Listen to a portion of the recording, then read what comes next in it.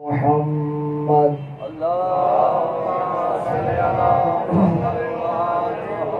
ثم الصلاة والسلام والتحية والإكرام على آله الطيبين الطاهرين المعصومين واللعنة الله على أعدائهم أجمعين ملعونين من يوم عداوتهم إلى قيام يوم الدين وبعد يوم الدين. أما بعد، فقال رسول الله صلى الله عليه وآله وسلم: إن الحسين مصباح الهدى وسفينة النجاة.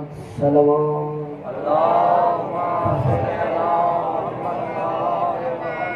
دعائے خدا کی عالم آل محمد کی عزت و عظمت کے صدقے میں ہم سب کی اس عظیم عبادت کو منظور و مقبول فرمائے. عالمین کا پروردگار بھی حق بیمار کربلا، مریض مومنین و مومنات، مسلمین و مسلمات کو شفا عطا فرمائے. بے حق شہداء کربلا، مرحوم مومنین و مومنات، مسلمین و مسلمات کی مغفرت فرمائے. اللہ کے عالم بانیان ادا کا صفی ادا بچھایا، دربار الہیہ میں منظور و مقبول فرمائے. مومنین و مومنات کا دام درہم سخن قدم تعاون مالک اپنی بارگاہ میں قبول فرمائے. اپنے دربار الہیہ سے دربار رسالت و امامت سے اجر عظیم عطا فرمائے. جتنی حاجات دلوں میں لے کے بیٹھے ہو، میں بہنیں بیٹیوں بزرگ جوان عزیز مالک سب کی حاجات شرع کو پورا فرمائے. ہماری دعاؤں کو مستجاب فرمائے. اپنی دعاؤں کی قبولیت کے لیے صلوات.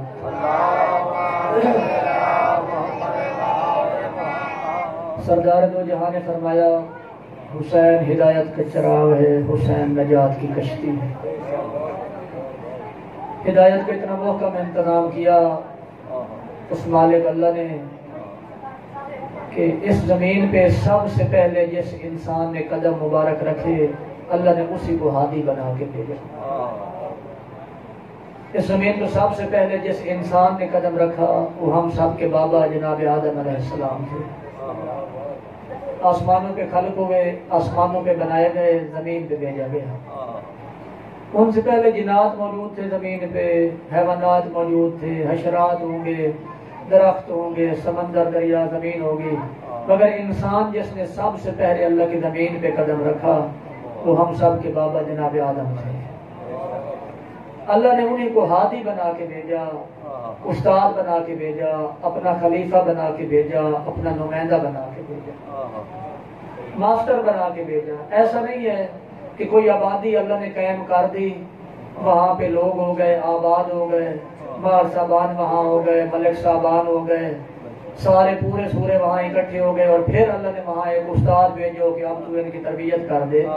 ایسا نہیں ہے. اللہ نے سب سے پہلے جو بھیجا اس کو ماسٹر بنا کے، استاد بنا کے بھیجا کہ جیسے جیسے وہ لوگ دنیا میں آئیں جن کو ہدایت کی ضرورت ہو تو ساتھ ساتھ ان کی ہدایت کرتے جا، تاکہ کل قیامت میں کوئی بندہ بھی یہ نہ کہے کہ مالک میں محتاج ہدایت تھا، مجھے ضرورت تھی ہدایت کی، سیدھے راستے کی ضرورت تھی، مجھے الٹی سیدھی حق بات سننے کی ضرورت تھی، مگر مجھے کوئی سنانے والا ہی نہیں تھا. کسی کا گلہ شکوہ نہ ہو. ہر کسی کے دنیا میں آنے سے پہلے اللہ نے ہادی بھیجا جناب آدم علیہ السلام. عہدہ نبوت عطا فرمایا ہے. جناب آدم کو جو عہدہ ملا نبوت کا ملا. نبی کا معنی ہوتا ہے خبر دینے والا. نبی خبریں دیتا ہے، خدا کی طرف سے خبریں دیتا ہے، چاہے تو اپنے زمانے سے پہلے کی خبریں دے دے، چاہے تو اپنے دور کی خبریں دے دے، چاہے تو اپنے دور کے بعد میں آنے والے زمانے کی خبریں دے دے. اس کا جی چاہے تو قیامت کی کوئی خبر دے دے اور جی چاہے تو قیامت کے بعد کی کوئی خبر دے دے. نبی کا کام ہوتا ہے خبر دینا، خدا کی طرف سے خبریں دینا کہ کیا کچھ ہوا اور کیا کچھ ہو رہا ہے اور کیا کیا ہوگا. یہ نبی کا کام تھا. آدم علیہ السلام سے لے کر جناب نوح علیہ السلام تک جتنے بھی آئے، جتنے بھی تھے، تعداد کوئی بھی نہیں جانتا. یہ یاد رکھنا، تعداد کوئی بھی نہیں جانتا کہ باب آدم سے لے کر نوح تک جتنا فاصلہ ہے درمیان میں کتنے نبی تھے، کوئی بھی نہیں جانتا. اس لیے کہ 1,24,000 ہیں کل، 1,24,000. اور قرآن کریم میں بھی صرف 27 یا 28 کے نام ہیں، باقیوں کے نام ہی نہیں ہیں. 27 نبی ہیں یا 28 نبی ہیں جن کے ذکر قرآن میں ہے، جن کے نام ہیں قرآن میں، باقی کے ناموں کا ہی پتہ نہیں۔ تو جب ناموں کا ہی پتہ نہیں تو پھر کیسے پتہ کہ آدم اور جناب نوح کے درمیان میں کتنے نبی ہیں اور کون کون سا آیا؟ پر جتنے بھی آئے یہ سارے نبی تھے، ان کے پاس عہدہ نبوت تھا، جو سیٹ ان کی جو کرسی تھی اللہ کی طرف سے اس کا نام نبوت تھا۔ جناب نوح علیہ السلام پہ آ کے اللہ نے اپنے عہدے کو ڈبل کیا، اپنی سیٹ کو ڈبل کیا۔ حضرت نوح کو اللہ نے 2 عہدے عطا فرمائے، نبوت بھی عطا فرمائی، ساتھ رسالت بھی عطا فرمائی۔ رسالت رسول کا معنی ہوتا ہے پیغام پہنچانے والا، کہ تو نبی بھی ہے، خبریں بھی دے گا، جیسے آدم سے لے کر تیرے تک جتنے ہیں سب نے خبریں دی، تو خبریں بھی دے گا، ساتھ ساتھ تو میرا رسول بھی ہے۔ جو پیغام میں تیرے تک پہنچاؤں گا اپنے ملائک جبریل کے ذریعے، وہ پیغام تو آگے میرے انسانوں تک پہنچائے گا۔ دو ڈیوٹیوں میں جناب نوح کی نبوت بھی مل گئی اور رسالت بھی مل گئی، رسول کا منصب ہے۔ اب جناب نوح سے لے کر جناب ابراہیم علیہ السلام تک جتنے آئے، یا تو صرف ایک عہدے پہ فائز تھے، نبی تھے، یا ڈبل عہدہ اللہ نے دیا تھا، نبوت بھی دی تھی، رسالت بھی دی تھی۔ اب پتہ نہیں کس کس کو صرف نبوت ملی اور کس کس کو نبوت اور رسالت دونوں ملی، کوئی پتہ نہیں کسی کو۔ تعداد ہی معلوم نہیں ہے کہ نوح سے جناب ابراہیم تک کتنے آئے، جتنے بھی آئے پتہ نہیں کس کس کے پاس کیا کیا اللہ نے دیا۔ جناب نوح اور آگے جتنے رسول جناب ابراہیم علیہ السلام تک آئے، 2 ذمہ داریاں تھیں، خبریں بھی دینی ہیں اور ساتھ پیغام الہی بھی پہنچانا ہے۔ حضرت ابراہیم علیہ السلام پہ آ کے اللہ نے ایک عہدہ اور بڑھایا، فرمایا ابراہیم میں تجھے نبوت بھی دیتا ہوں، میں تجھے رسالت بھی دیتا ہوں، ساتھ میں تجھے امامت بھی عطا کر رہا ہوں، ساتھ میں امامت بھی میں تجھے دے رہا ہوں۔ تیرے پاس نبوت بھی ہے، تیرے پاس رسالت بھی ہے اور تیرے پاس امامت بھی ہے۔ اب تو نبی ہونے کے ناطے خبریں دے گا، رسول ہونے کے ناطے تو میرا پیغام پہنچائے گا، اور امام ہونے کے ناطے وہ جو میرا الہی پیغام ہے اس کو کبھی خطرہ لاحق ہو جائے، اس پہ کبھی کوئی وقت آ جائے تو چاہے تجھے جان دینی پڑے، چاہے تجھے آگ میں جانا پڑے، چاہے تجھے بیٹا ذبح کرنا پڑے، تو نے میرا پیغام بچانا ہے۔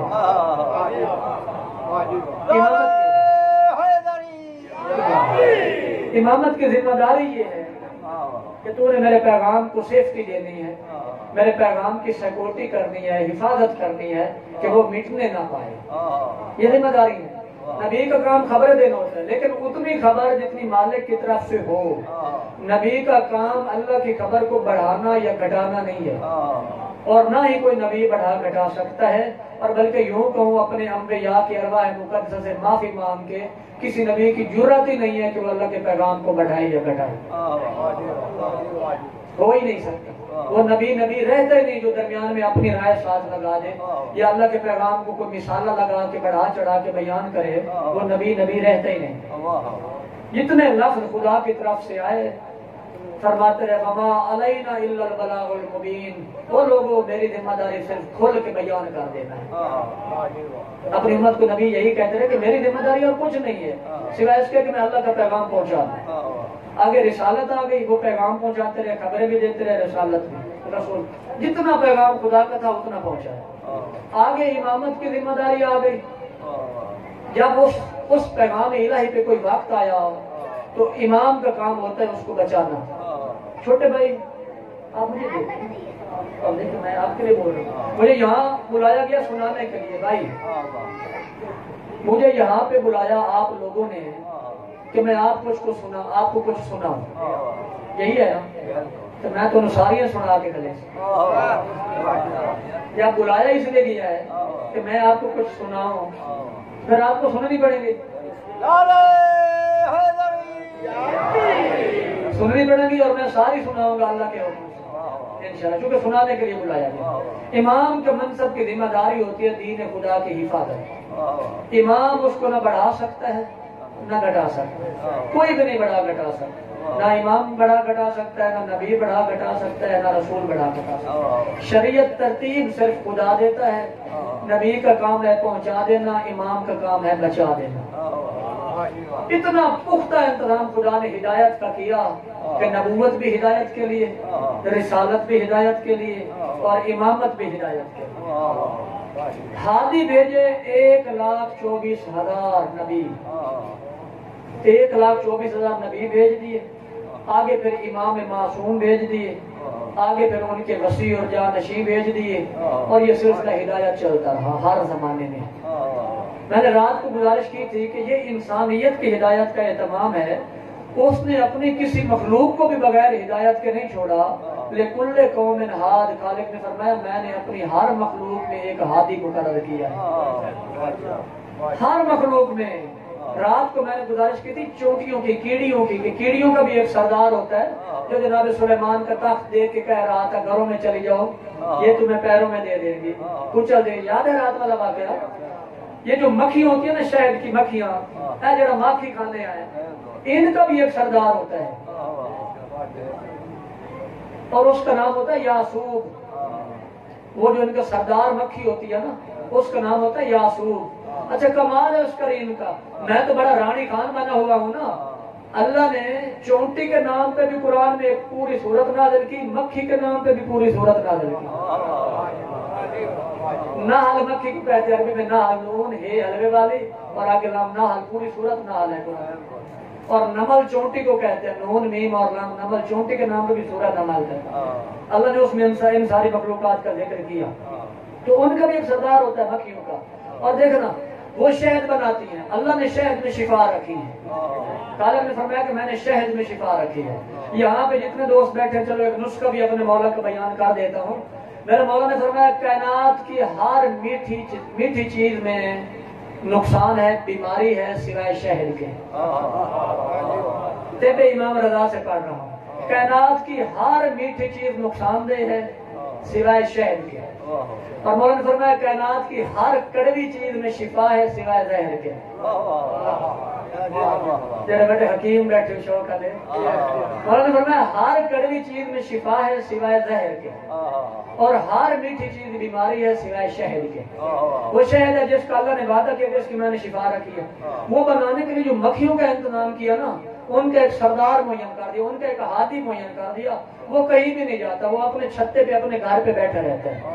ساری مکھیوں کی ڈیوٹی لگاتا ہے کہ تو چھتے پہ رہے گی اور تو آج جائے گی پھولوں سے رس لینے کے لیے، اور جو رس لے کے آتی ہے، میں اپنی طرف سے نہیں کہہ رہی، اللہ کے قرآن کا ترجمہ پڑھ رہا ہوں، جو رس لے کے آتی ہے، سب سے پہلے وہ جو ان کا یاسوب، ان کا سردار بیٹھا ہوتا ہے، وہ اس کا منہ سونگتا ہے کہ یہ جو رس لے کے آئی ہے پاک و پاکیزہ پھولوں سے آئی ہے، کہیں نجس جگہ پہ بیٹھ کے آئی ہے۔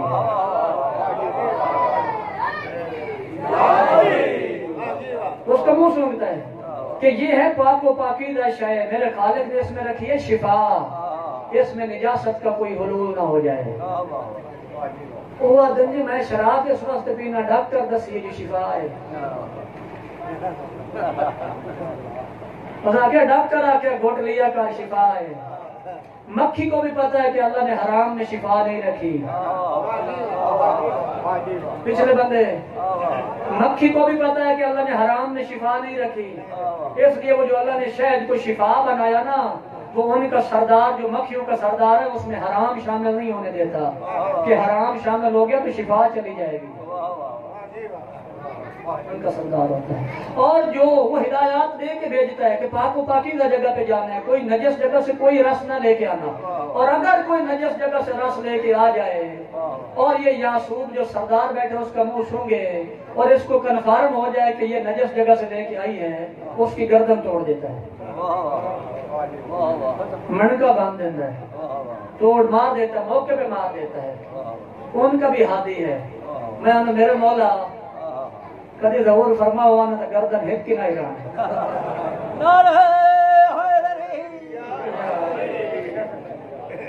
چونکہ اسی تو چنگا کر کے آنا کوئی نہیں، تو تسی آئے یاسوب الدین،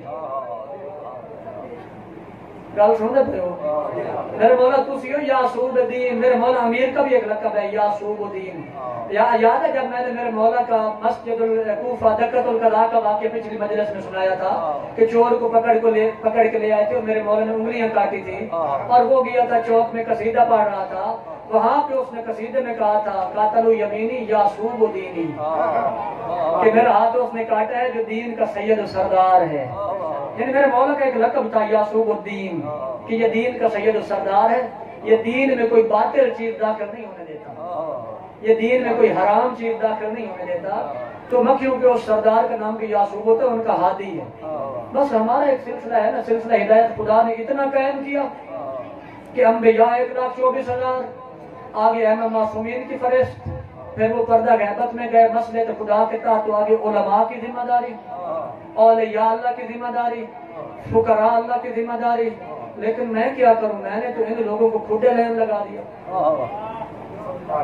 وہ جنہوں نے مجھے دین بتانا تھا, وہ جنہوں نے اپنے معصوم کا فرمان سنانا تھا, ان کے لیے تو میں نے کہا وہ عیدیں چھوڑو, عیدیں امامے والا پڑھ دب یہ امامہ کرنا جرم ہو گیا ہے. امامہ تیرے معصوم کا لباس ہے. وہ جی عیدیں چھوڑو, عیدیں وہیں چھوڑ دیں, عیدوں امامے والا ہی نہیں. بچوں کتنا بچے گا, جب تو نکاح پڑھائے گا تو اسی امامے والے کو بلانا پڑے گا. جب تو مرے گا تو تیرا جنازہ کوئی امامے والا پڑھے گا. میں طنز نہیں کر رہا, لیکن ارمان سے جملہ کہہ رہا ہوں. جنہوں نے زلفیں رکھی ہوئی ہوتی ہے نا لمبے لمبے پیچھے چھٹے لگانے کے لیے, وہ جنازہ نہیں پڑھا سکتے. جنازہ تیرا امامے والا ہی پڑھائے گا. اتنی نفرت کر جتنا تو ان سے دور ہٹ سکے. انہوں نے تجھے اللہ کا قرآن سنانا ہے, انہوں نے تجھے پیغمبر کا فرمان سنانا ہے, انہوں نے تجھے اپنے معصوم کی سیرت بتانی ہے.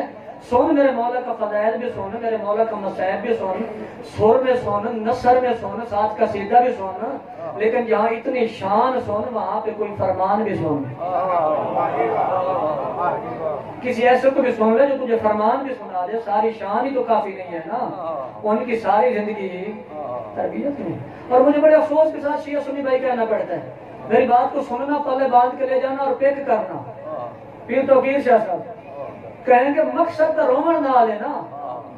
پتہ نہیں کس نے یہ غلط جملہ گھڑا. وہ جی مقصد رومن نہ لے, روتے جاؤ پیٹتے جاؤ, آگے والے 10 بندے کھڑے ہو جاؤ. پتہ نہیں سمجھ نہیں جاتی. پورا امام کوٹ بھرا ہوا ہے, آگے والے 10 بندے اٹھ کے پیٹ رہے ہیں, پچھلوں کو ارمان ہی نہیں ہے. کیوں ازاداری میں ریاکاری شامل کر لی, کیوں بیٹا سسٹم داخل ہو گیا مظلوم کی مجلس میں, کیوں اپنے بندے بٹھائے جانے لگے کہ وہ مصائب جو ہے تو سارے مومنوں کے دل چیر دے, وہاں تک ماتم شروع ہو جائے گیٹ تک, صرف 10 لوگوں پہ اثر کرتا ہے وہ مصائب. کیوں میرے مولا کی مجلس کی روحانیت ختم کر دی گئی. مقصد رومن نال ہے جی, مقصد رومن, مقصد رومن نال نہیں, مقصد ہدایت نال ہے. بھائی رونے سے مقصد حل نہیں ہوتا. میں 2 تصویریں دکھاتا ہوں, گھر بیٹھ کے فیصلہ کر لینا عباس رضا کیا کہہ کے گیا تھا. مقصد رونے کے ساتھ حل ہو جاتا نا. کربلا میں یزید کے فوجی حسین کی مظلومیت پہ رو رہے تھے. آپ کو سنا واقعات ہیں شیعہ سنی بھائی. شہزادہ علی اصغر کی شہادت پہ فوجی اشقیاء دوسری طرف منہ کر کے رونے لگے, اور روئی بھی حسین کی غربت پہ ہے. یہ نہیں ہے کہ کوئی اپنا دکھ یاد آ گیا, روئی بھی میرے مظلوم آقا کی غربت پہ ہے کہ یار جنگ تو جوانوں کے ساتھ ہوتی ہے, اب تو 6 مہینے کا بچہ سامنے ہے. یہ فوجی روئے تھے, تاریخ بڑی بڑی ہے. آپ ہمیشہ اپنے میرے ذاکر بھائی اور مولوی بھائیوں سے سنتے ہیں کہ فوجی یزید کے بغاوت ہونے لگی تھی, یہ باغی ہونے لگ گئے تھے کہ یار اتنا غریب ہو گیا. وہ بچے کے لیے 2 قطرے پانی مانگتا ہے اور آگے سے تیر سنایا جا رہا ہے. پھر ایک نے ساتھ دوڑ کے آیا تھا ہرملہ کے پاس کہ اگر پھر شہزادے نے پانی مانگ لیا تو میری فوج باغی ہو جائے گی. اب یہ جو رو رہے تھے, اگر مقصد رومن نال حل ہوتا تو انہوں کا حل ہو گیا, کیونکہ رو بھی حسین پہ رہے تھے. اچھا شام میں غریبوں کو لوگ رو رہے تھے, لوٹ بھی رہے تھے اور رو بھی رہے تھے. حمید ابن مسلم کہتا ہے میں نے دیکھا یزید کے فوجی لوٹ بھی رہے ہیں, بیویوں کو رو بھی رہے ہیں. میں قریب گیا, میں نے کندھا ہلایا, میں نے کہا ظالم روتا کیوں ہے؟ اس نے کہا روتا ہے یعنی کہ غربت پہ کہ کبھی جنگ میں ایسا ہوا نہیں کہ مرد مارے گئے ہوں اور ان کے خیمے جلا دیے گئے ہوں, کوئی ایسی جنگ نہیں. بیویوں کو قیدی بنایا گیا ہو, ان کے زیور لوٹے ہوں, کچھ ہوا نہیں ہے ایسے. ان کی غریبی پہ روتا ہوں. اس نے کہا پھر لوٹتا کیوں ہے؟ کہتا ہے لوٹتا اس لیے ہوں کہ میں نہیں لوٹوں گا تو کوئی لوٹ لے گا. اب یہ بھی حسین کی غربت پہ رو رہا ہے. اگر مقصد رومن نال ہوتا تو یہ حل ہو گیا. پتہ نہیں کس نے غلط گاڑ دیا. مقصد تو رومن نال ہے جی, مقصد تو رومن نال 32 34 35 منٹ پڑھا, سارا مسائل پڑھ کے چلا گیا. میرا حسین نے قربانی اس لیے نہیں دی کہ میرے ماننے والوں کو رونے کا موقع مل جائے. میرے حسین نے قربانی دی ہے نظام ہدایت بچانے کے لیے. وہ جو 1,24,000 کی محنت تھی اس کو بچانے کے لیے. میں مسائل کا انکار نہیں کر رہا, میں فضائل کا انکار نہیں کر رہا, لیکن ساتھ مقصد حسین کو بھی سمجھ کہ صرف رونے سے مسئلہ حل نہیں ہونے والا, مقصد پورا نہیں ہونے والا. عبادت ہے. میں نے پیچھے کسی مجلس میں کہا تھا ایک آنسو پہ جنت مل سکتی ہے. میں نے کہا تھا کہ وہ آنسو جو رخسار پہ چلنے لگ جائے وہ بڑا آنسو ہوتا ہے. جس آنسو میں مچھر کا پر تر ہو سکے, بس آنکھ میں جو تری آتی ہے, جنت اس پہ بھی مل سکتی ہے. مظلوم کے غم میں رونا عبادت ہے, مل سکتی ہے, لیکن جنت پا لینا تو کوئی مقصد حل نہ ہوا نا. جنت تو میرے حسین نے خیرات میں شب عاشور بانٹ دی تھی. فرمایا تھا جنت لے جاؤ, جنت کے لالچیوں جنت لے جاؤ, لیکن حسین کے ساتھی نہیں کہلاؤ گے. جو چھوڑ کے چلا جائے گا جنت میں دے دوں گا, لیکن میرے ساتھی قیامت تک نہیں کہلاؤ گے. قیامت کا ساتھی, قیامت تک میرا ساتھی وہی کہلائے گا جو میرے ساتھ میدان میں میرے مقصد کی بقا کے لیے کھڑا رہے. میری بات سمجھ آئی ہے نا؟ آئی. جو میرے میدان میں میرے مقصد کی خاطر میرے کندھے کے ساتھ کندھا ملا کے میرے پیچھے کھڑا رہے گا وہ زندہ باد بنے گا. وہ قیامت تک حسین ہی کہلائے گا. وہ کربلا کا شہید علیہ السلام ہو جائے گا. باقی لے جاؤ جنت خیرات میں لے. ہدایت کا جو نظام ہے نا بھائی, اس کو بچانے کی محنت تھی حسین ابن علی کی. وہ جو باب آدم سے ہدایت کا سلسلہ جاری تھا اور خاتم تک آیا, آگے ائمہ معصومین میں آیا, اور اگر اس مجلس میں ہدایت والی بات ہی نہیں ہے پھر میرے مولا کے مقصد کو تو ہم درک نہیں کر سکے. باقی آپ کی مرضی کی بارک صلوات پڑھ دیں آل محمد کی عظمت. حسین کا رونا عبادت, نجات, جنت سب کچھ ہے, لیکن یہ مقصد حسین نہیں ہے. بڑا پیارا جملہ ایک سکالر نے لکھا, شہید مرتضیٰ مطہری نے, مجھے بڑا اچھا لگا اس کا جملہ. اس نے کہا ہمیں حسین کا مقصد بتانے کی بجائے حسین کے زخم دکھائے گئے. شیعہ سنی مسلمان کے جملے کو پک کرنا. فرمایا ہمیں حسین مولا کا مقصد بتانے کی بجائے حسین کے زخم دکھائے گئے, اور سب سے بڑا درد ہمیں بتایا گیا کہ حسین کو پانی نہیں ملا. ایک درد وہ ہے جس کو ہم رو رہے ہیں, وہ حسین کے درد ہیں, اور ایک درد وہ تھا جس کو حسین رو رہے تھے. ایک درد وہ ہے جس کو ہم روتے ہیں, وہ حسین کے درد ہیں, اور ایک درد وہ تھے جن کو حسین رو رہے تھے, وہ ہمیں نہیں بتائے گئے. اور وہ درد کیا تھے؟ جب اکیلے رہ گئے تھے تو اپنے نانا کی امت کے سامنے جا کے کھڑے ہو کے کہا تھا جتنا کچھ میرا نقصان کر لیا میں تمہیں اکبر کی شہادت معاف کر دیتا ہوں, بس میرے نانے کا دین نہ بدلو.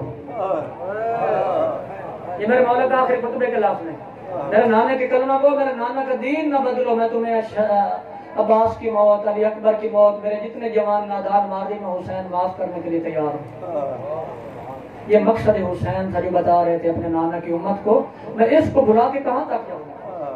نہیں جانا چاہیے مجھے ادھر. ہدایت کا ایک سلسلہ چلا, ہادی بنائے پروردگار نے, ہدایت کا سلسلہ ہم تک آیا. اب ہم اس کو پاتے ہیں, لیتے ہیں, ہادی کے ساتھ رابطہ کرتے ہیں یا نہیں کرتے.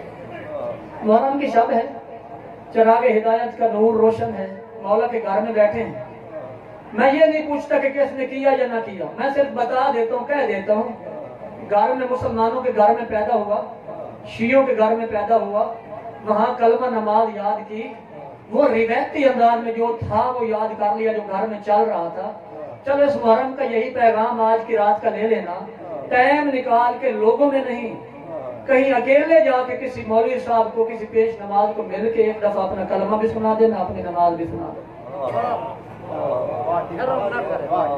شرم, لوگوں میں اگر شرم آتی کوئی بات, تنہائی میں مولوی سے ٹائم لے لینا اور اسے کہنا مولانا صاحب میں نے گھر میں جو روایتی کلمہ چل رہا تھا نا وہ یاد کیا ہوا ہے, آپ چونکہ عربی جانتے ہیں, آپ نے خدا کا دین پڑھا ہے, میں چاہتا ہوں ایک دفعہ تجھے اپنا کلمہ سنا. ہو سکے گا؟ یا میں ساری زندگی وسیع یا رسول اللہ پڑھتا رہوں گا؟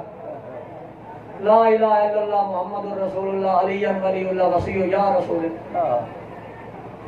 یہ کلمہ ٹھیک نہیں ہے، یہ صحیح کلمہ نہیں ہے. بعد میں مجھے پتا ہے آپ نے مجلس کے بعد آج کہنا ہے مولوی اپنی عادتوں پہ آ گیا ہے.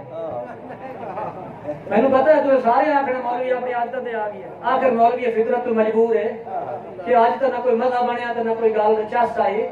اللہ کے بندے یہ کل قیامت اور قبر میں جواب دینا ہے ان چیزوں کا. یہ مقصد حسین ہے، یہ چراغ ہدایت ہے. مجھے نہیں پتا سب کو صحیح آتا ہوگا، آپ بڑے اچھے لوگ ہیں، لیکن پھر بھی کوشش کرنا جس کو پتا ہے کہ میں نے صرف گھر والا یاد کیا ہوا ہے، ایک دفعہ کسی کلمے کو جاننے والے کو کلمہ سنا دینا. ایک دفعہ نماز میں سنا سکے تو بڑی اچھی بات ہے. ہدایت کا سلسلہ جاری کیا، 1,24,000 نبی بھیجے، سارے مرد بھیجے. آگے 12 امام بھیجے، مرد بھیجے. تقریباً سارا سلسلہ ادھر چلا. میں نے کہا میرا مالک تیری مخلوق تو 2 حصوں میں تقسیم ہے. تیری مخلوق میں مرد بھی ہیں اور دوسرا حصہ عورتیں بھی ہیں.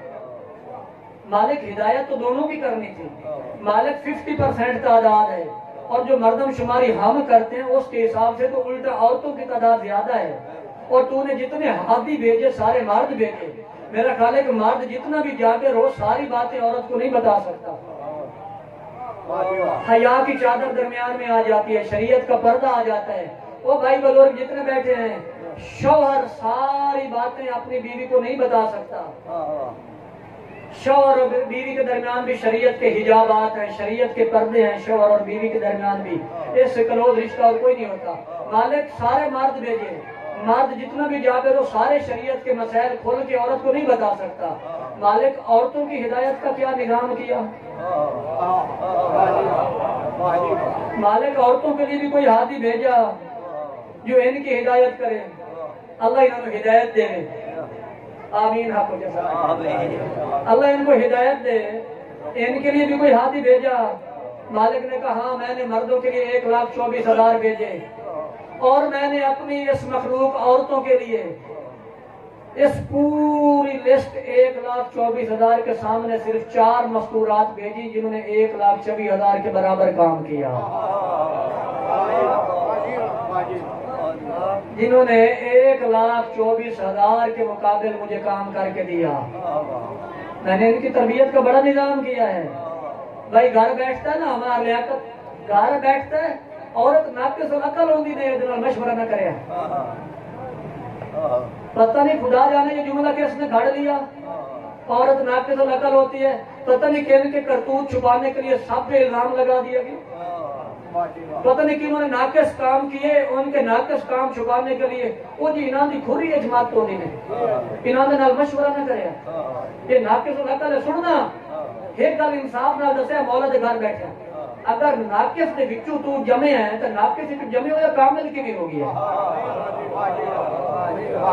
جڑا جمے ناقص وچ ہوئے وہ کامل کی بھی ہو گئی ہے. انہیں مگر پہ گیا بیچاریاں دے ناقص العقل ہوتی ہے، مشورہ نہ کرنا. میں پیر کوٹ سدانہ کے علاقہ میں مجلس پڑھ رہا تھا، میرے سے کول ایک مولانا صاحب تھے، اپنے بھائیوں کے مولانا صاحب تھے. انہوں نے یہی بات کی ناقص العقل ہوتی ہے، اس سے مشورہ نہ کرنا. یہ اوپر سے میں نے پڑھا، وہ بھی بیٹھے تھے. میں نے کہا تھا مولانا صاحب یہ آپ نے کہاں پڑھا ہے کہ ناقص العقل ہوتی ہے؟ انہوں نے کہا حدیثوں میں ہے، روایتوں میں ہے ناقص العقل ہوتی ہے، مشورہ نہ کرو. میں نے کہا تو حدیث کہتا ہے نا اور روایت کہتا ہے اور کہتا ہے مشورہ نہ کرو. میں تجھے قرآن سے دکھاتا ہوں کہ یہ کامل العقل ہوتی ہے اور تو مشورے پر رکا ہوا ہے نا. مشورہ کرنا اور بات ہوتی ہے. میں تجھے اللہ کے قرآن سے دکھاتا ہوں کہ اس کی اجازت کے بغیر قدم ہی نہ اٹھاؤ. کہتے ہیں وہ کہاں؟ میں نے کہا جب یہ ماں بن جاتی ہے، جب یہ ماں بن جاتی ہے نا جس کو تو ناقص العقل کہہ رہا ہے، اللہ اس سے مشورے تک رکتا ہی نہیں ہے. خالق فرماتا ہے اس کی اجازت کے بغیر قدم ہی نہیں اٹھانا. تو مجھے یہ بتا کہ جب ماں بن جاتی ہے تو کیا عورت کے صف سے نکل جاتی ہے؟ کیا ماں عورت نہیں ہوتی؟ کہتے ہیں عورت ہوتی ہے. میں نے کہا پھر یہ کہاں سے گاڑی کے لے آیا کہ ناقص العقل ہوتی ہے؟ ماں ہے نا تو عورت ہے. اور خالق کہتا ہے کہ مشورے والی بات نہیں، جو اتنا بڑا نہ بن کے ماں سے مشورہ کر، تجھے اجازت ہی نہیں ہے، اس کی اجازت کے بغیر قدم اٹھا.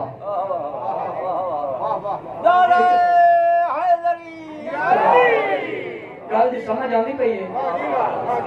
میں نے کہا سن، مجھے آدم سے لے کر خاتم تک، خاتم سے لے کر آج تک کوئی ایک مرد دکھا جس نے اپنا مشن عورت کے بغیر مکمل کر لیا۔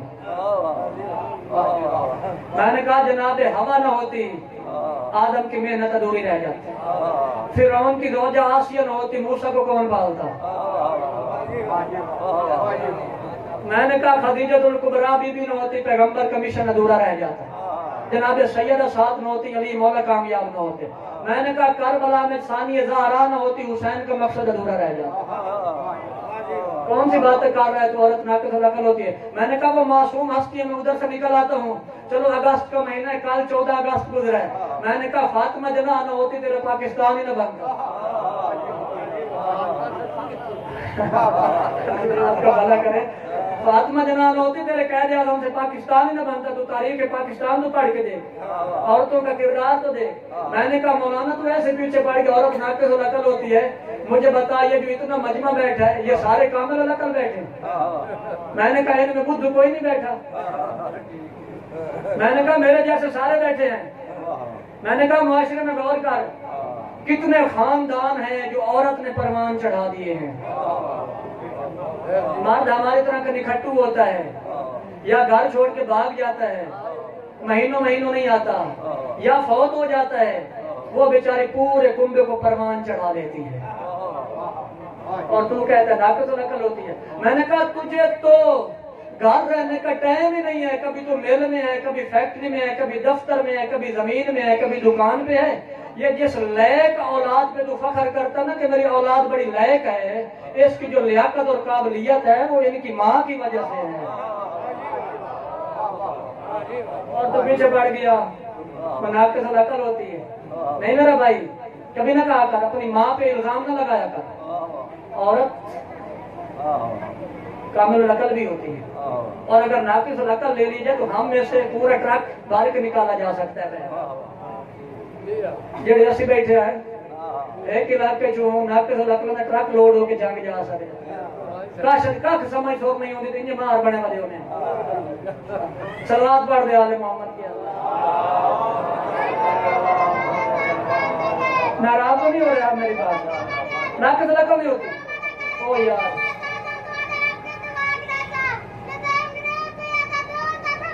بس میرے بیٹا بس شروع کر میرے بیٹا جا شاء بلکہ بیٹھ جا مجلس کے بعد پھر یہ لوگ چھوٹے میرا بیٹا بیٹھ جا، بات سن، مجلس کے بعد یہ سارے آپ کو دے دیں گے، آپ بیٹھ جا، میرا ٹائم ضائع نہ کرے، بیٹھ جا۔ اچھا سارے میں ریکویسٹ کر رہا ہوں، بچے معصوم ہیں، میں نہیں جانتا کون ہے، اللہ جانے، پر جو کچھ ہس بھی اسی جانتے ہیں اتنا بیٹھے بچے ضرور دے دیں، مولا جناب میں نے۔ اچھا اگلی بات، ہم ادھر پڑھ گئے کہ عورت یہ وہ سارا، مالک نے فرمایا میں نے 4 عورتیں 1,24,000 کے سامنے بھیجی جنہوں نے میرے دین کا بڑا کام کیا۔ پہلی مستور جناب ہوا سلام اللہ علیہا، ہم سب کی ماں، اللہ کے قرآن نے داد دی، ہوا تو نے میرے دین کے بڑے کام کیے۔ دوسری عورت جناب آسیہ فرعون کی زوجہ سلام اللہ علیہا، جناب آسیہ بڑی خدمت کی خدا کے دین کی۔ شیعہ سنی بھائی یہ چھوٹی خدمت ہے، اللہ کو موسیٰ پال کے دیا، چھوٹی خدمت ہے، اللہ نے کتنا بڑا کام لیا۔ فرعون کے گھر رہتے ہوئے موسیٰ پال لیا، اس کو شک بھی تھا کہ یہی موسیٰ ہے، شک پڑ گیا تھا، قرآن پڑھنا، قرآن کی آیت کا ترجمہ کر رہا ہوں، اس نے جناب موسیٰ کو اٹھایا ہوا تھا اور موسیٰ نے اس کی داڑھی پکڑ کے کھینچ دی تھی۔ فرعون کی داڑھی ذرا بڑے سائز کی تھی نا، قرآن کہتا ہے، اب دیکھنا اتنی تو تھی نا کہ بچے نے پکڑ کے کھینچ لی، ہلا جلا دی، تو اس کو شک پڑ گیا کہ یہ جس نے کھینچا ہے نا یہی موسیٰ نہ ہو۔ اس نے کہا کہ مجھے شک اور خطرہ ہے کہ یہی موسیٰ ہوگا۔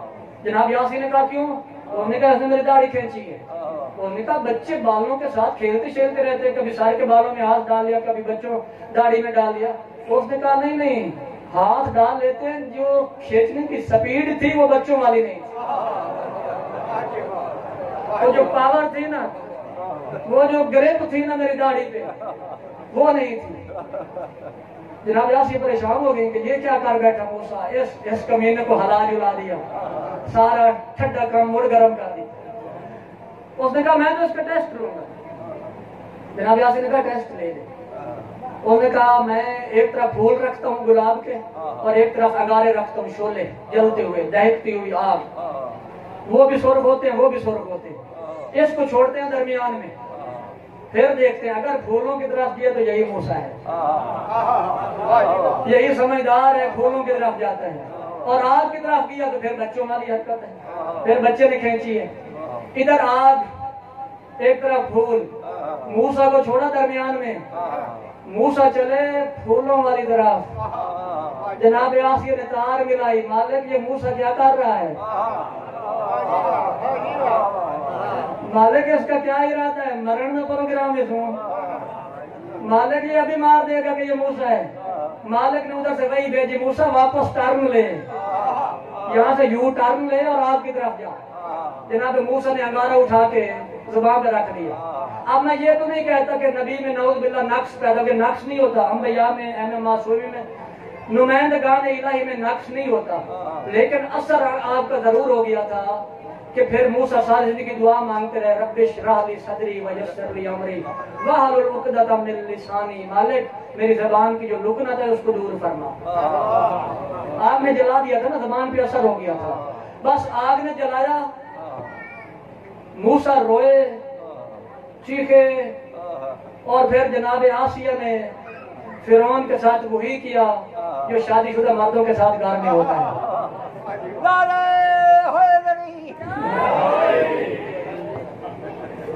مصور کو صحیح سمجھ آئیے کہ بی بی آسیہ نے پھر وہی کیا جو گھر میں شادی شدہ مردوں کے ساتھ ہوتی ہے، جو کنوارے ہیں وہ نہیں سمجھیں گے، جڑے پرنے میں بیٹھے نہ جو پوچھ لگے کہ کیا کرتی ہیں پھر جب اپنے پہ آ جائیں تو وہی کہ بہرحال سلسلہ ہدایت چلا۔ جناب آسیہ نے بڑی خدمت کی، موسیٰ پال کے دیا، جناب مریم سلام اللہ علیہا، حضرت عیسیٰ کی پاک ماں نے بڑی خدمت کی، اللہ کے قرآن نے داد دی، جناب فاطمہ زہرا سلام اللہ علیہا، ہدایت کا سلسلہ تھا، بڑی خدمت کی، خدا کے دین کی، اللہ نے داد دی، جناب سیدہ کی خدمات کی سراہ، خدا کے حبیب نے سراہ جناب سیدہ کی خدمات کی۔ 4 مستورات ہیں جو عورتوں کے لیے ہادی بن کے ہیں۔ اچھا، ان چاروں میں سے کسی ایک سے سبق لینا ہے میری ماں، میری بہن، میری بیٹی نے، چونکہ یہ آئیڈیل ہیں ہمارے لیے، جو عملی نمونہ اور آئیڈیل ہیں وہ 1,24,000 ہیں، مرد ہیں، ان کے لیے جو آئیڈیل ہیں وہ یہ 4 مستورات ہیں۔ ہر مستور میں سبق لینے ہوتے ہیں 3، مرد کو کوئی ایک سبق مل جائے تو بڑا ہو جاتا ہے، لیکن عورت کو سبق چاہیے ہوتے ہیں 3، چونکہ عورت کی زندگی کے 3 سٹیپ ہیں۔ عورت کو ایک سبق یہ چاہیے ہوتا ہے کہ میں اچھی بیٹی کیسے بنوں، ایک سبق یہ چاہیے ہوتا ہے کہ میں اچھی بیوی کیسے بنوں، ایک سبق یہ چاہیے ہوتا ہے کہ میں اچھی ماں کیسے بنوں۔ 3 دور ہیں نا، مستور کی زندگی کے 3 دور ہیں نا، ایک دفعہ ماں کے گھر میں ایک اچھی بیٹی بنے، ایک دفعہ شادیوں کے سسرال آ جائے تو ایک اچھی بیوی ثابت، کل کو اللہ اولاد دیتا ہے تو ایک اچھی ماں بن کے دکھائے۔ عورت نے یہ 3 سبق لینے ہیں، اور ان کی آئیڈیل شخصیات، ان کی جو رسول ہیں وہ یہ 4 بیوی ہیں، ان میں سے کسی ایک سے سبق لے گی۔ آپ میرے ساتھ چلنا، عالم نورانیت میں جاتے ہیں، میرے اس دور کی ماں بہن بیٹی چلی، یہ بچی چلی جناب ہوا کے دروازے پہ دستک دی، میری لائق اور نیک اور شریف ماں، اللہ نے تیری خدمات کو سراہا ہے، قرآن نے تجھے داد دی ہے، تو نے اللہ کے دین کی بڑی خدمت کی ہے، میری ماں مجھے بتا میں اچھی بیٹی کیسے بنوں، اچھی بیوی کیسے بنوں، اور اچھی ماں کیسے بنوں، کیا کروں کہ اچھی بیٹی کہلاؤں، اچھی بیوی کہلاؤں، اچھی ماں کہلاؤں۔ دوستو سوال کیا اس دور کی بیٹی نے، سر جھک گیا اما حوا کا، آپ کے پیچھے پیچھے جو تیسرا بندہ اس نے ہاتھ باندھے ہوئے ہیں اور نیند آ رہی ہے، ہاتھ کھول میرا بیٹا، صلوات پر آل محمد کی عظمت۔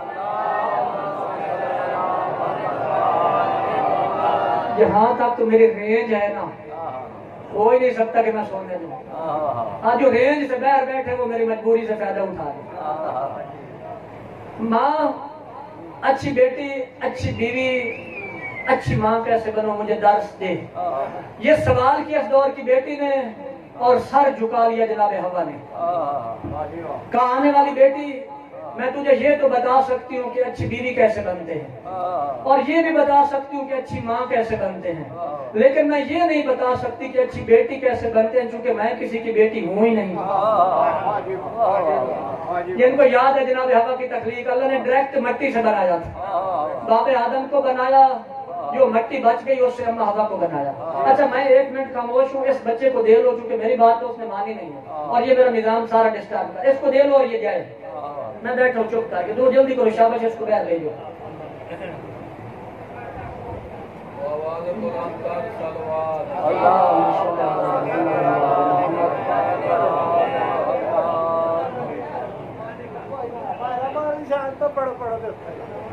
مارنا تو میری مجبوری ہے.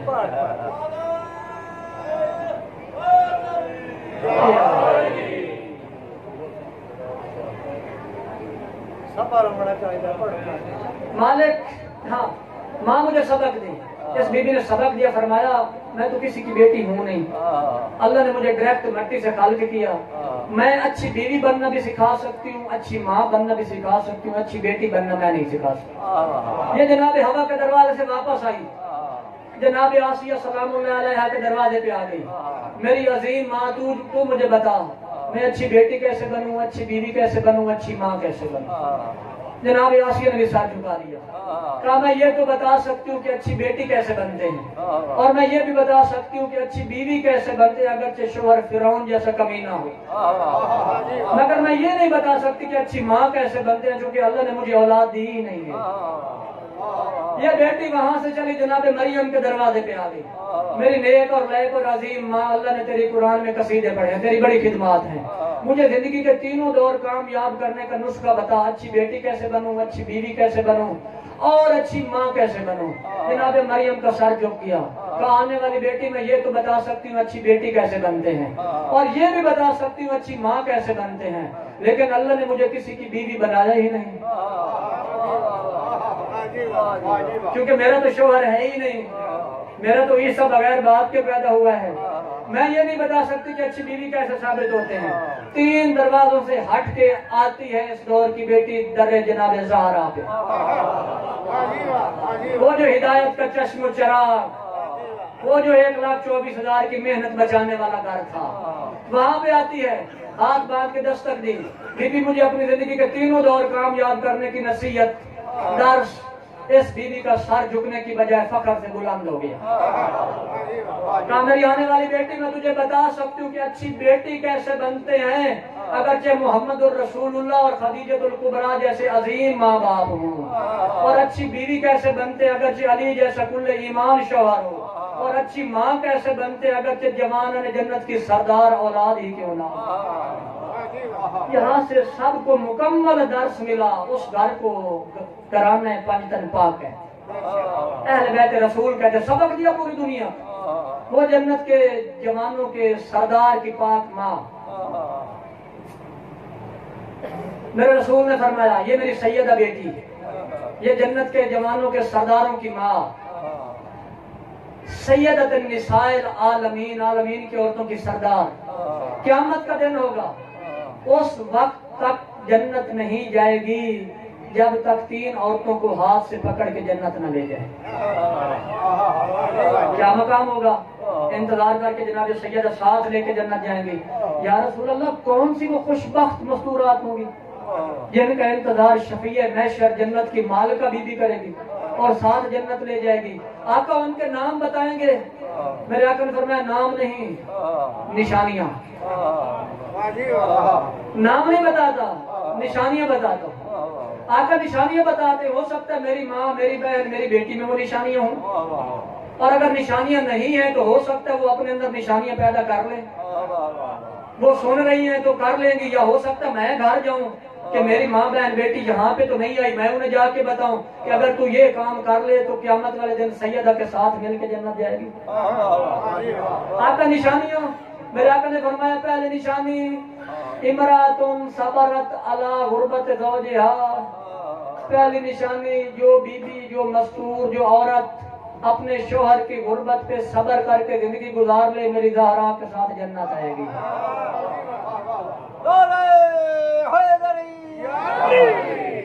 پچھلا محلہ ٹھیک ہے, میری سیدہ بیٹی اس کا ہاتھ پکڑ کے لے آئے گی اپنے ساتھ. شوہر کی غربت پہ صبر کرے, ڈیمانڈیں نہ کرے, فرمائشیں نہ کرے, ہر روز نیا مطالبہ نہ کرے.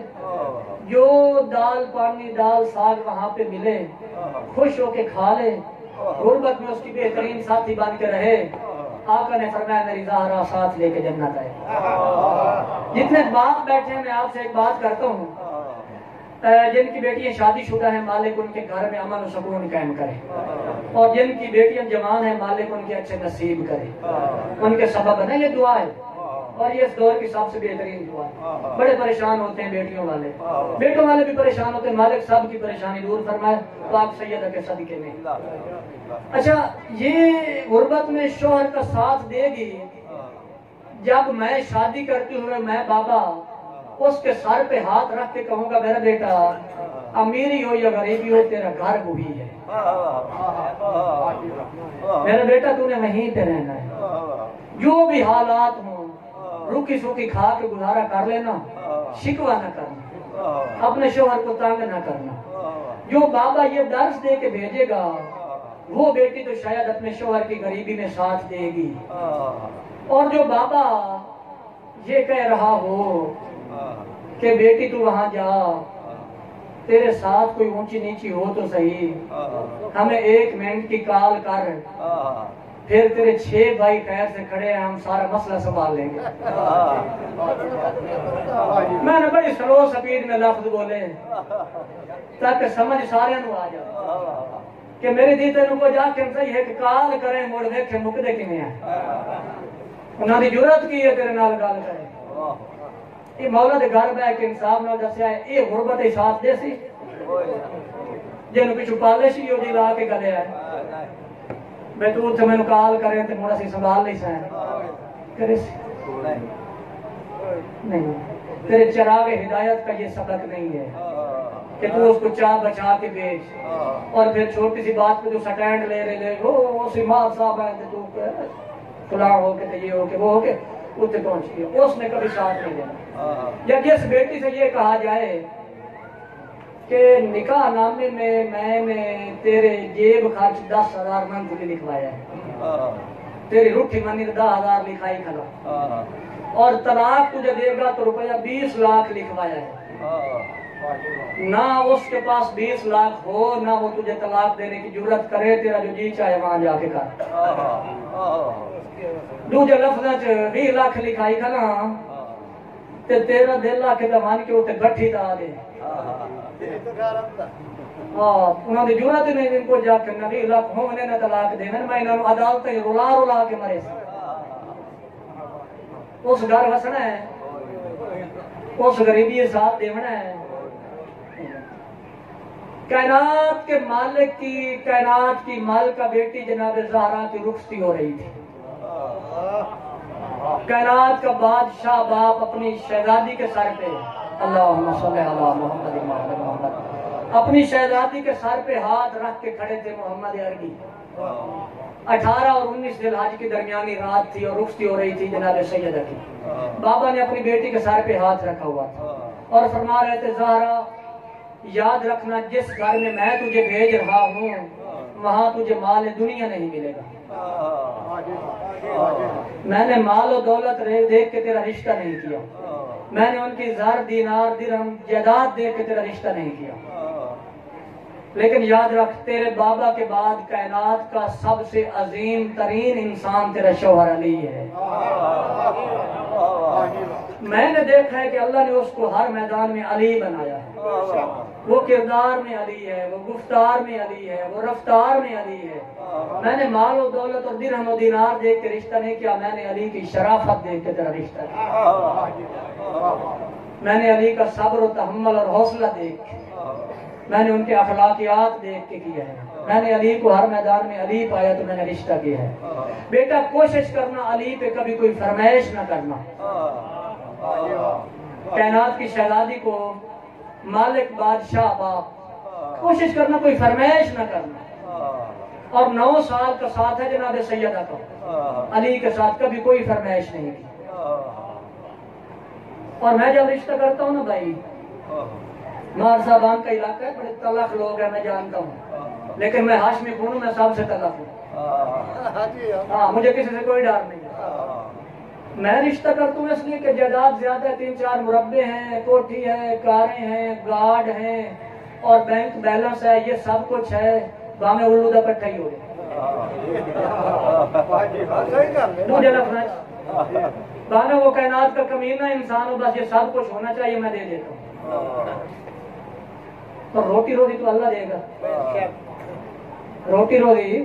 اچھا مار لیاقت گل سونے تو پلے باندھ کے لے جاؤں، بڑی عجیب گل ہی نے انہوں دسی وے نا بھئی بندہ بڑا کمینہ نہیں، اتنا رشتہ نہ کر، کوئی نہیں جی، شادی تو بعد اللہ انہیں ہدایت دے سی، اللہ انہیں ہدایت دے سی، اے گل ادو من ویندی چاہیے کہ نا غریب دا رشتہ کر لا، اللہ انہیں شادی تو بعد رزق دے سی، یہ نہیں ہو منیندا۔ پچھلا محلہ جا کے بجے ہے شاہ صاحب سنتے بیٹھے ہو، یہ گل مندا ہی کہ ہاں ٹھیک ہے یار، پتہ ہے وہ بارے ساری رپورٹ لکھ لے، بندہ بندہ کوئی نہیں، اللہ انہیں شادی تو بعد ہدایت دے سی، یہ من ویندا تے میں آکھا بڑا نیک بندہ ہی، شریف انسان ہی، روٹی روزی دی تھوڑا ہولا ہی، تے اللہ قرآن چاہتا پیا سورہ نور دے وچ 18واں پارا کہ یغنیہم من فضل اللہ، اللہ اپنے فضل نال انہوں غنی کر دے سی، تو رشتہ دے چاہ یہ گل نو منیندا جو اللہ انہوں بعد رزق دے سی۔ تیرا عقیدہ مسلمان یہ نہیں مننی ہے جی اپنے مطلب دی وہ مان مننی ہے۔ بہرحال علی کو علی دیکھ کے میں نے تیرا رشتہ کیا ہے فاطمہ، مال دولت دنیا نہیں ملے گا، کوشش کرنا علی پہ کبھی کوئی فرمائش نہ کرنا۔ جناب سیدہ رخصت ہو کے علی مولا کے گھر 9 سال میں کوئی فرمائش نہیں کی، پورا 9 سال علی کے ساتھ جناب سیدہ کی زندگی ہے، کوئی فرمائش نہیں کی۔ ایک دفعہ میرے کائنات کے امیر مولا سرانے بیٹھ گئے، کہا فاطمہ میری خواہش ہے کہ کچھ مانگ۔ تاریخ کا بڑا دلچسپ واقعہ سنانے لگا ہوں، بس آخری واقعہ چونکہ آج تھوڑے ٹائم بھی میں نے جلدی کرنا ہے، 2-4 آپ کے علاقے کے پروگرام ہیں، ویسے میرا موڈ تھا کہ میں کال کی طرح 1.5 گھنٹہ پڑھ دوں گا، لیکن چلو کوئی نہیں، مجھے آپ کی رعایت کرنی پڑتی ہے، ظاہر پورے علاقے میں ایک سلسلہ عزاداری کا، صرف ایک میں ہی تو نہیں ہوں، سارے مومنین کی حسرتیں ہوتی ہیں، جذبات ہوتے ہیں۔ فاطمہ کچھ مانگ میں علی تجھے دوں، کہا بابا نے منع کیا تھا، کہا فاطمہ میں تیرا شوہر ہوں، میں تیرا سرتاج ہوں، میری اطاعت میں تیرا امام ہوں، میری حسرت ہے تو کچھ مانگ اور میں تجھے عطا کروں۔ جب کہا نا میری حسرت ہے، جناب سید نے کہا یا علی مجبور ہی کرتے ہیں تو ایک انار لا کے دے دیں، ایک انار کو دل کرتا ہے یا علی۔ علی مولا خوش ہوئے کہ سید نے پہلی دفعہ زندگی میں کوئی چیز مانگی، اور وہ کوئی ایڈی بڑی گال کرائی نہیں، چھوٹی سی چیز ہے، ایک انار مانگا۔ علی مولا دوڑے خوشی خوشی اس طرف جدھر باغ اناروں کا تھا، راستے میں جا رہے تھے کہ یاد آیا اناروں کا موسم ہی نہیں ہے، اناروں کا تو موسم ہی نہیں ہے۔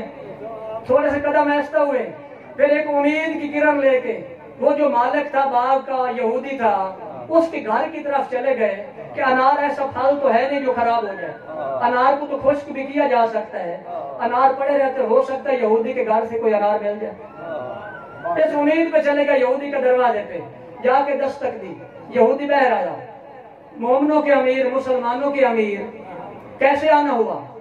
کہا یہودی ایک انار چاہیے۔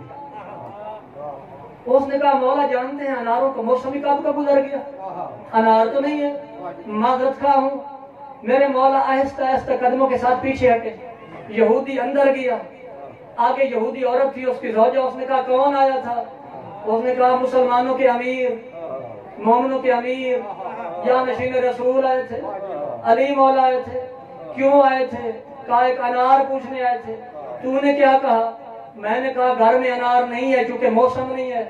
دو یہودی عورت تھی مگر اس کے عقیدے کو 1400 سال بعد عباس رضا کا ممبر کی بلندی سے سلوٹ ہے۔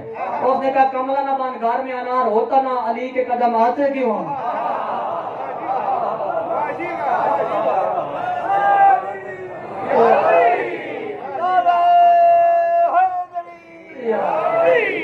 اس نے کہا عقیدہ پختہ کر، اگر گھر میں انار نہ ہوتا علی آتے کیوں؟ علی کا چلے آنا دلیل ہے کہ گھر میں انار ہوگا۔ کہا تو کوئی ہے؟ اس نے کہا ہے، میں نے چھپا کے رکھا ہوا ہے۔ انہوں نے کہا اٹھا کے دے، کائنات کا مالک مانگنے آیا تھا، چھوٹی سی چیز مانگی ہے اس نے، اٹھا کے لے کے پیچھے دوڑا۔ مولا معذرت مجھے پتہ نہیں، آپ کی کنیز نے چھپا کے رکھا ہوا تھا، نوکرانی نے بس اٹھا کے دیا، مولا یہ قبول فرمائے۔ میرے مولا لے کے چلے۔ آپ دیکھنا جناب سید نے پہلی دفعہ مانگا تھا، کتنے خوشی خوشی آئے تھے، بغیر موسم کے مل گیا تھا، کتنے خوش ہوں گے مولا۔ کتنے خوشی خوشی جا رہے ہوں گے گھر کی طرف، بس تیز تیز قدموں کے ساتھ گھر کی طرف جا رہے تھے کہ علی کے کانوں پہ کسی کے رونے کی آواز آئی، کسی کے چیخنے کی آواز آئی، کسی کے کراہنے کی آواز آئی، درد کی شدت سے کوئی چیخ رہا تھا، آواز آ گئی، شیعہ سنی بھائی میں کہا کرتا ہوں ہم ہوتے تو سنتے ہی نہ، اور سن بھی لیتے تو رکتے نہ، اور رک بھی جاتے تو یہ نہ کرتے جو علی نے کیا ہے، لیکن وہ علی تھے جن کو اللہ نے علی بنایا ہے، جدھر سے چیخنے کی آواز آ رہی تھی علی کے قدم رک گئے، ادھر چل پڑے، جا کے دیکھا ایک ضعیف مریض ہے، ضعیف بوڑھا ہے، وہ پڑا ہے، علی مولا نے اس کا سر اٹھا کے اپنے دانوں پہ رکھا، اس کے چہرے سے مٹی صاف کی، اس سے کہا مریض کسی چیز کو دل کرتا ہے، اس نے کہا یا علی انار کو دل کرتا ہے،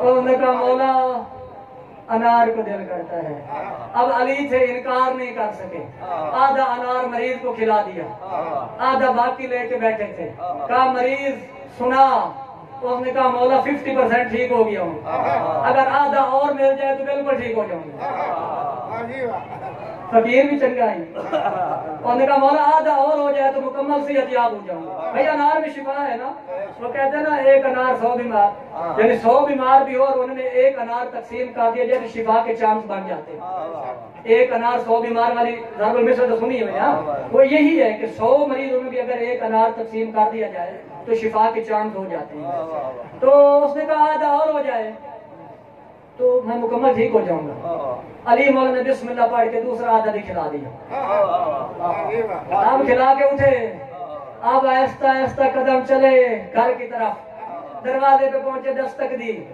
جناب فیضہ نے دروازہ کھولا، اندر گئے، جناب سید نے پوچھا یا علی انار لینے نہیں گئے تھے، یا علی انار لینے نہیں گئے تھے، کہا آزار آ گیا تھا، کہا پھر، کہا مل بھی گیا تھا، یا علی پھر، کہا بی بی راستے میں سیل نے سوال کر لیا، میں انکار نہیں کر سکتا، خدا شہدہ تاریخ نے اینک لگا کے دیکھا اور لکھا، کہا کہ یہ بی بی ناراض نہیں ہوئی، چہرے پہ غصے کے آثار نہیں آئے، اندر داخل ہوئی، مصلی عبادت بچھایا، 2 رکعت نماز شکرانہ پڑھی، سجدہ شکر میں سر رکھا، کہا مالک تیرا لاکھ شکر ہے تو نے مجھے علی جیسا عظیم شوہر عطا فرمایا۔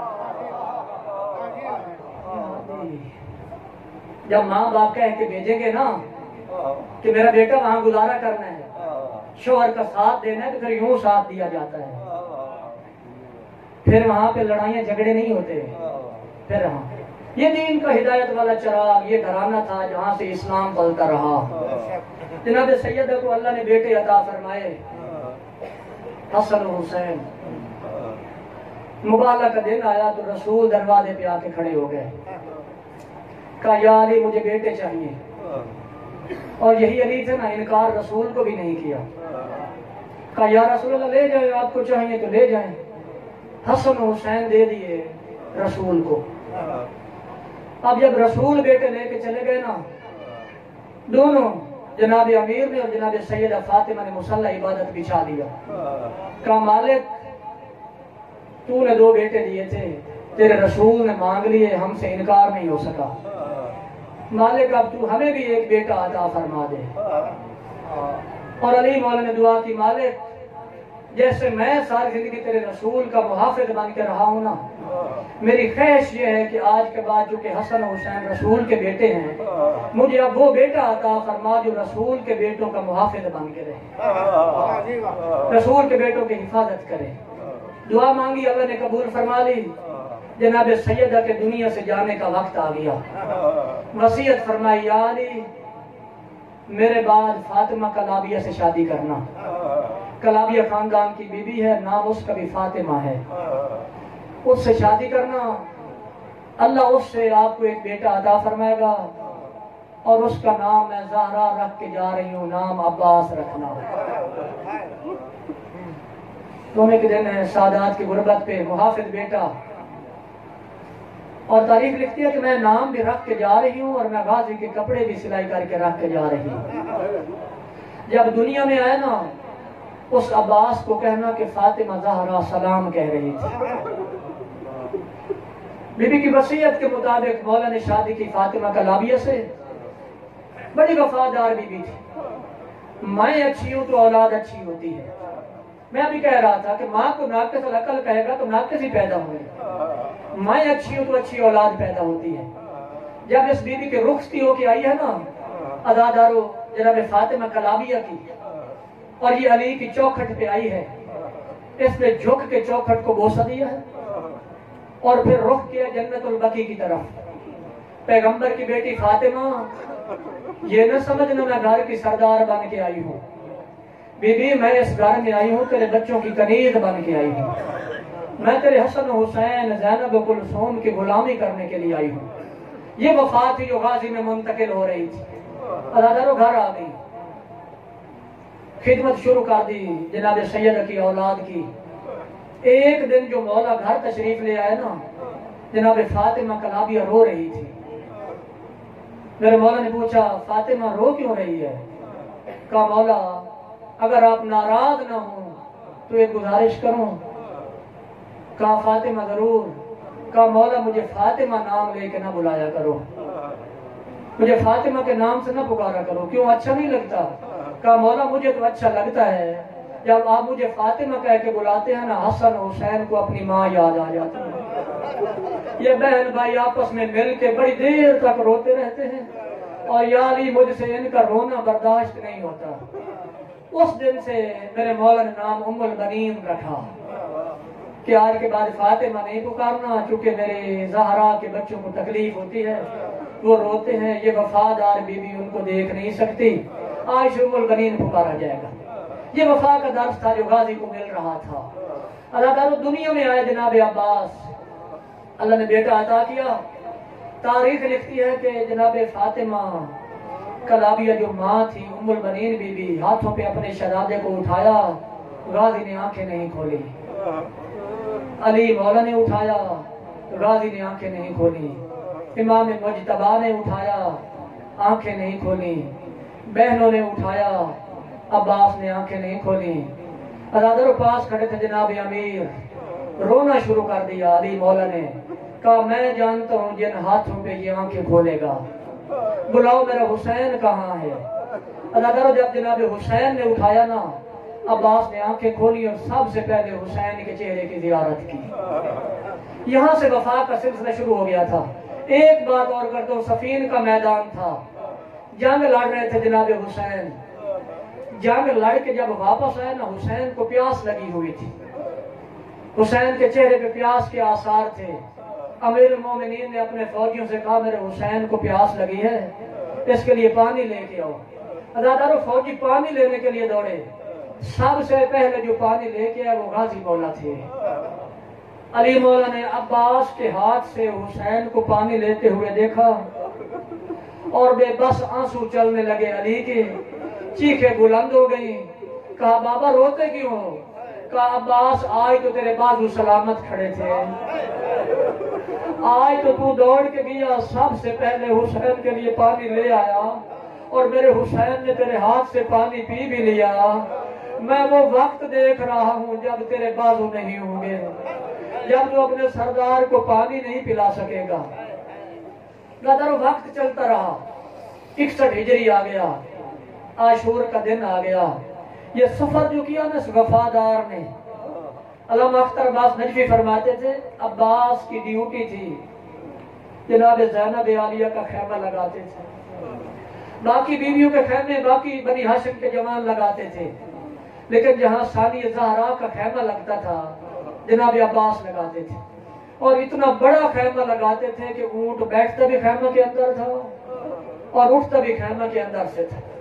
پردے کا محافظ بھائی چلتا ہوا میدان کربلا میں پہنچ گئے۔ عاشور کا دن آیا، 21 دفعہ اجازت مانگی جناب عباس نے، مولا اب مجھے میدان میں جانے کی اجازت دے دے۔ حسین فرماتے تو میری فوج کا سپہ سالار ہے، عباس جب تک تو ہے اس وقت تک جنگ ہے، عباس جب تک تو ہے میری بہنیں سکون سے خیموں میں بیٹھی ہیں، عباس جب تک تو کھڑا ہے میرے بچوں میں سکون کی لہر ہے، جب تو چلا جائے گا نا میرے خیموں کا سکون ختم ہو جائے گا۔ پھر واپس لوٹ جاتے، ازادار علی اکبر چلے گئے، قاسم چلے گئے، اون محمد چلے گئے، مسلم اوسطیٰ حبیب ابن مظاہر मेहमान जवान नादान सब चले गए। आप जो आके सामने खड़े हुए ना और कहा मौला मुझे मैदान में जाने की इजाजत दे। और मेरे मौला ने फिर कहा अब्बास तो मेरी फौज का सिपा सालार है। नजर यमीनन व शिमालन, वरन लिखता है हिम्मत करके जुर्रत करके अब्बास ने पूछा आका वो फौज कहाँ है जिसका मैं सिपा सालार हूँ? अब वो फौज कहाँ रही है? न मेरा अकबर रहा, न मेरा कासिम रहा, न मेरे मोहम्मद रहा। मौला अब तो खैमों में असगर भी नहीं रहा, किस फौज का मैं सिपा सालार हूँ? गरीब के फिर वही गुर्बत वाले जुमले, तू खड़ा है तो मेरी बहन सुकून से बैठी है, गाजी तू खड़ा है तो दुश्मन की फौज परेशान बैठी है, और इधर तसल्ली का सामान है। अदादारो चले हुसैन से अलविदा होके। मौलवी लिखता है गाजी मौला खैमों में आए, उस खैमे के करीब से गुजर हुआ जहाँ पानी वाले मशकीले रखे जाते थे, जहाँ मशकें रखी जाती थी। मेरे मौला ने मंजर देखा, सादात के छोटे छोटे बच्चे थे, खुश्क मशकीलों के ऊपर लेटे हुए थे कि इनकी तरी की वजह से कुछ सुकून मिल जाए। बस ये मंजर बर्दाश्त नहीं हुआ। अगले खैमे में आए ना तो 4 साल की मासूम भतीजी को देखा।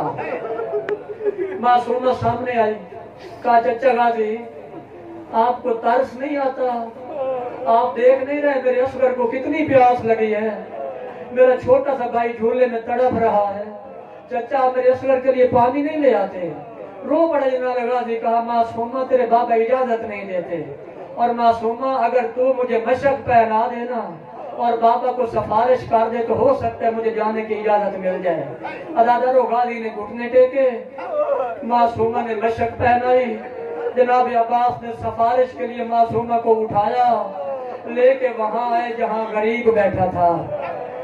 गाजी के साथ मासूमा को आते हुए हुसैन ने देखा, इन्ना लिल्लाहि व इन्ना इलैहि राजिऊन पढ़ते हुए उठ खड़े हुए। कुर्सी छूट गई हुसैन से। कहा मासूमा मेरे भाई को मशक तूने पहनाई है?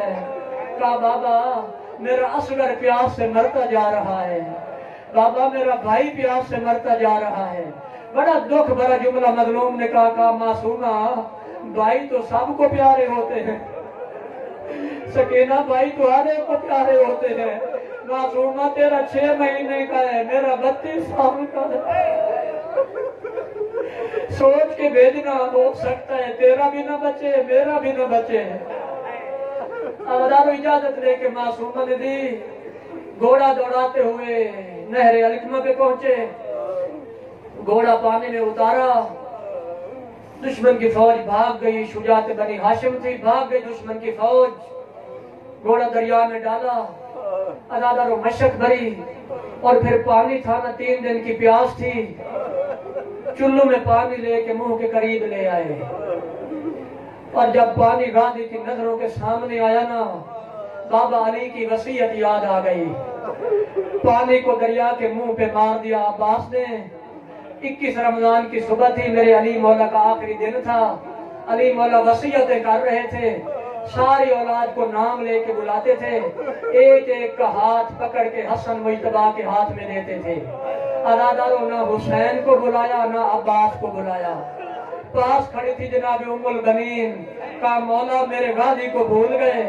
अदादारों मेरे अमीर मौला ने एक तरफ से हुसैन को बुलाया, दूसरी तरफ से जनाब अब्बास को बुलाया। बुला के अब चाहिए तो ये था कि हुसैन बड़े थे, अब चाहिए तो ये था कि हुसैन बड़े थे, गाजी का हाथ हुसैन के हाथ में देते। लेकिन मौला ने हुसैन का हाथ पकड़ा, अब्बास के हाथ में दिया और फरमाया या बुनैया इय्याका व अन तशरबल मा व अखूकल हुसैन अतफालुकू फी अर्द करबला। गाजी आशूर का दिन होगा, तू घोड़ा लेके पानी तक पहुंच जाएगा, जब तक हुसैन के बच्चे प्यासे हों पानी न पीना। तेरी वफा पे हर्फ आ जाएगा। बस बाबा की वसीयत याद आई, पानी फेंक दिया, घोड़ा वापस दौड़ाना शुरू किया। अदादार एक कमीने ने तलवार मारी, दायां बाजू कलम हो गया। दूसरे कमीने ने तलवार मारी, बायां बाजू कलम हो गया। मशक को मुंह में पकड़ा, घोड़ा दौड़ाते हुए चल रहे थे। अदादार एक जालिम ने तीर मारा जो मशक में लगा। अब मेरे मौला ने दुआ की, अब गाजी ने दुआ की, मालिक ये पानी खैमा में न जाए, اور میں چلا جاؤں یہ وفا سے بعید ہو جائے گا۔ مالک اگر تیری مصلحت تھی اور تو نے پانی خیمہ میں نہیں جانے دیا، اب میری دعا قبول فرما لے، میری لاش بھی خیمہ میں نہ جائے۔ استحجی ابنت کا سکینہ، مجھے حسین کی بیٹی سکینہ سے شرم آتی ہے۔ عدالت اور ظالم نے گرد مارا، غازی گھوڑے سے اتر گیا، غریب کمر پہ ہاتھ رکھ کے اٹھا، الان ان کا سرازاری، ہائے اب میری کمر ٹوٹ گئی، وقلت ہیلتی، میرے ہیلے ختم ہو گئے۔ اور آ کے غازی کی میت پہ کھڑے ہوئے، اپنے بھائی کو دیکھ کے مظلوم نے ایک بات کی، کہا وشمت بھی عدوی، عباس دیکھ تیرے بعد دشمن مجھے تانے دے رہے۔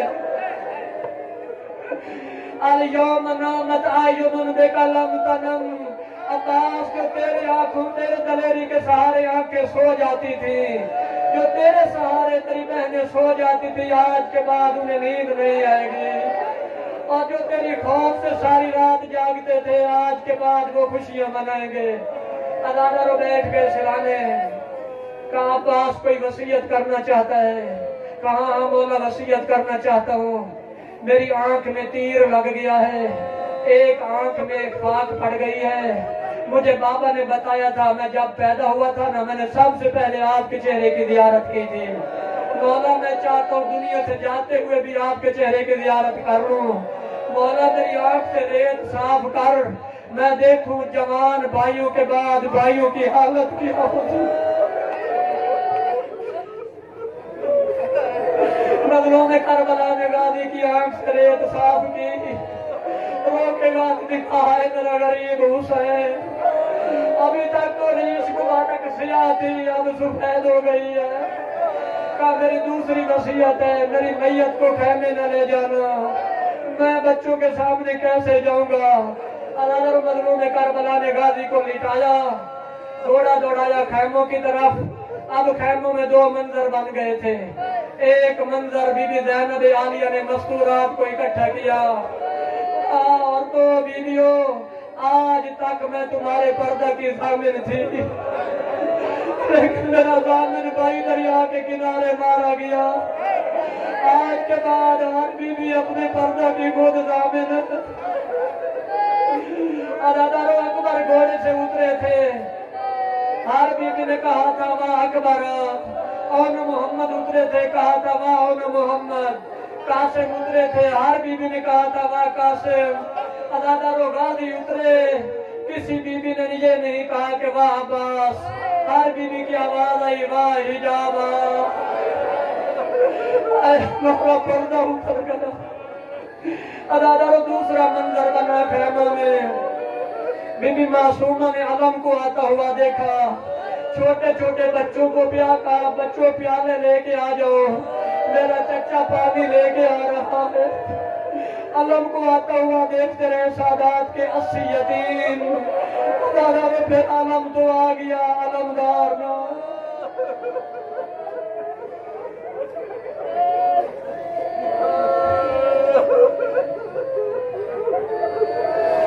ماتم ہے۔